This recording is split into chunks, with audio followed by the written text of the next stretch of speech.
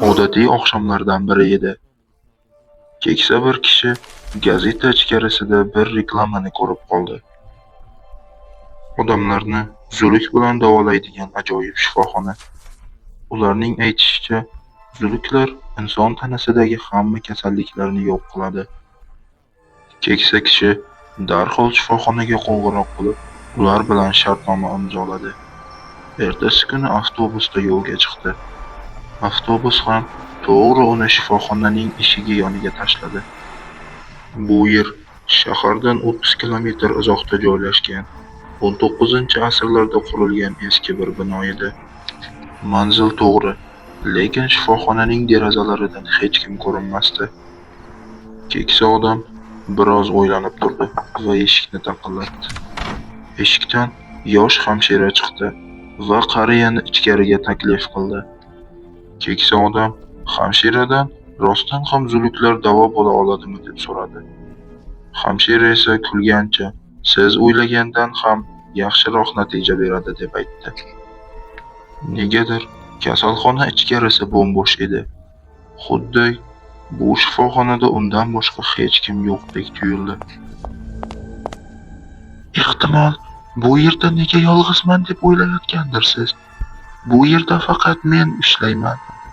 Mendan boshqa hech kim zuluklar bilan qanday davolash kerakligini bilmaydi.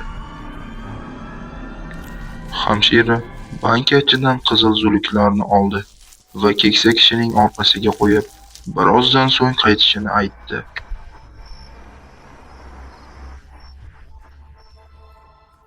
Biroz vaqtdan so'ng qariya Evan uyquga ketdi.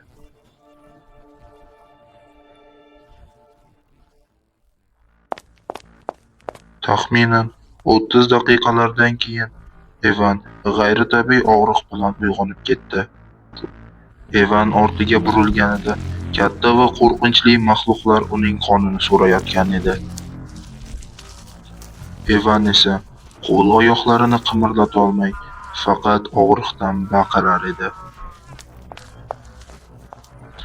Ortiqcha harakat qilmay yotsang, og'riqsiz o'lasan. Nima? Menga nima qilding sen? Jin ursin. Kasalxonaga kelgan payting bu yerdagi bemorlar qayerda deb so'raganding. Bu yerda bemorlar emas, mening katta bir oilam yashaydi.